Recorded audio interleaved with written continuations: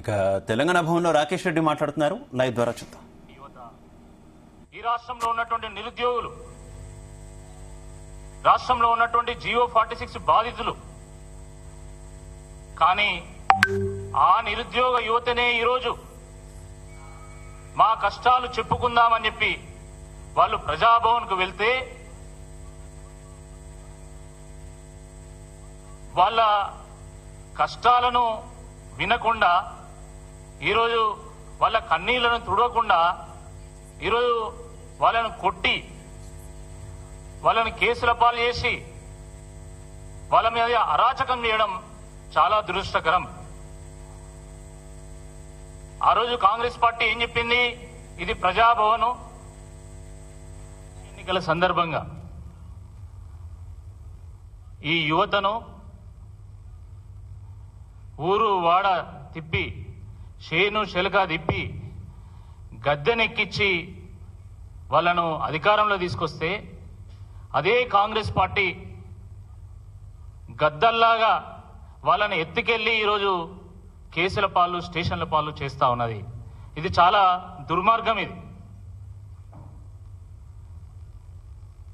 ఆ రోజు శాసనసభ ఎన్నికల సందర్భంగా కానీ, లేదా ఇటీవల జరిగినటువంటి ఎమ్మెల్సీ ఎన్నికల సందర్భంగా కానీ కాంగ్రెస్ పార్టీ గెలిచిందంటే దానికి ప్రధాన కారణం ఈ రాష్ట్రంలో ఉన్నటువంటి యువత, ఈ రాష్ట్రంలో ఉన్నటువంటి నిరుద్యోగులు, రాష్ట్రంలో ఉన్నటువంటి జియో 46 బాధితులు. కానీ ఆ నిరుద్యోగ యువతనే ఈరోజు మా కష్టాలు చెప్పుకుందామని చెప్పి వాళ్ళు ప్రజాభవన్కు వెళ్తే వాళ్ళ కష్టాలను వినకుండా, ఈరోజు వాళ్ళ కన్నీళ్లను తుడవకుండా, ఈరోజు వాళ్ళను కొట్టి వాళ్ళని కేసుల పాలు చేసి వాళ్ళ మీద అరాచకం చేయడం చాలా దురదృష్టకరం. ఆ రోజు కాంగ్రెస్ పార్టీ ఏం చెప్పింది? ఇది ప్రజాభవన్,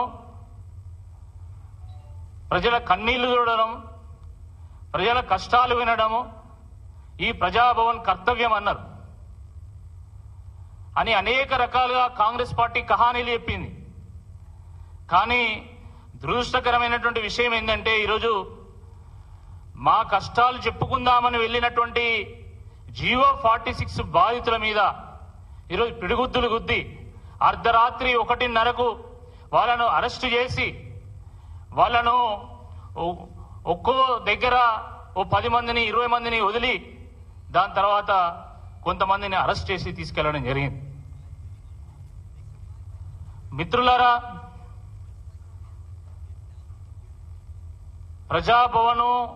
ప్రజాభవన్ కు జియో 46 బాధితులు అనేక సందర్భాలుగా వెళ్ళిండ్రు.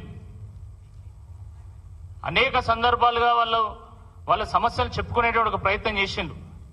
కానీ కనీసము కనికరం లేకుండా ఈరోజు వాళ్ళ మీద పిడిగుద్దులు ఉండడం చాలా దుర్మార్గం. అనేక మంది గాయాల పాలైన్లు. పాపం ఏ మీడియా కూడా అర్ధరాత్రి కాబట్టి క్యాప్చర్ చేసుకునేటువంటి అవకాశం లేకుండా పోయింది. కాళ్లకు, చేతులకు, వెన్నులకు, వీపుకు చాలా గాయాలైనాయి.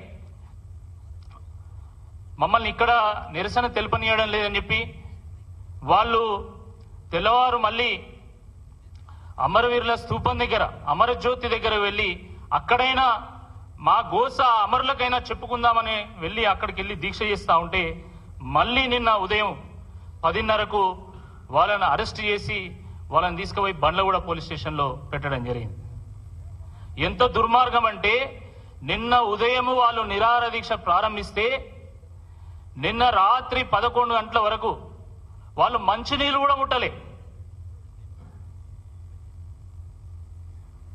నేను వెళ్లి వాళ్ళను పరామర్శించి స్వయంగా బీఆర్ఎస్ పార్టీ కార్యనిర్వాహక అధ్యక్షులైనటువంటి కేటీఆర్ గారితో మాట్లాడిపించిన తర్వాత, కేటీఆర్ గారు, మీ ఆరోగ్యం మాకు చాలా ముఖ్యం, మీ భవిష్యత్తు ముఖ్యం కాబట్టి మీరు ఎట్లనైనా చేసి మీరు దీక్ష విరమించండి, మీకు అండగా మేముంటాం, మీకోసం మేము కొట్లాడతాం, అవసరమైతే మా ఎమ్మెల్యేలందరినీ కూడా చీఫ్ సెక్రటరీ దగ్గర తీసుకెళ్లి మీ బాధను వినిపిస్తామని చెప్పినా కూడా వాళ్ళు దీక్షను విరమించకుండా వాళ్ళు నిన్న రాత్రి 11 గంటల వరకు దీక్ష చేస్తే కూడా కనీసం కాంగ్రెస్ పార్టీ నాయకుడు ఒక్కడు కూడా పట్టించుకున్నటువంటి నాదులు లేడు.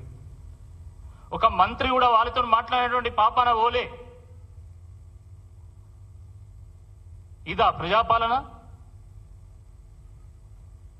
ఇదా మీరు తీసుకొచ్చినటువంటి మార్పు? ఇంత దుర్మార్గమా? జాలి, దయ, కరుణ, కనికరం అనేటువంటిది మీ డిక్షనరీలో అసలు లేనట్టున్నాయి.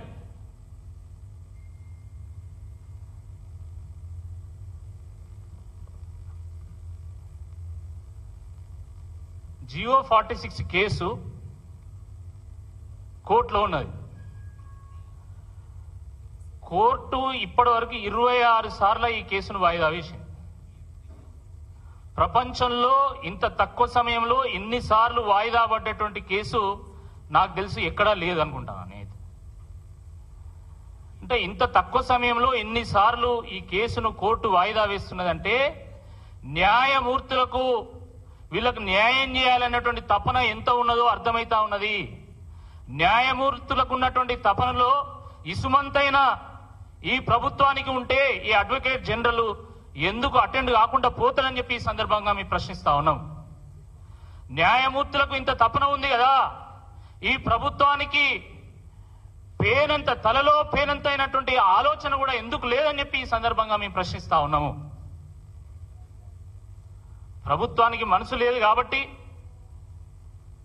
ఈరోజు అడ్వకేట్ జనరల్ పంపించడం లేదు. అడ్వకేట్ జనరల్ ఎవరి ఇన్స్ట్రక్షన్స్ ప్రకారం వారు నడుచుకుంటారు? ప్రభుత్వం ఇన్స్ట్రక్షన్స్ ప్రకారమే నడుచుకుంటారు. ప్రభుత్వమే ఈరోజు కేసు పరిష్కారం కాకుండా ఆ నిరుద్యోగుల నోట్లో మట్టి కొట్టేటువంటి ఒక ప్రయత్నం చేస్తుంది.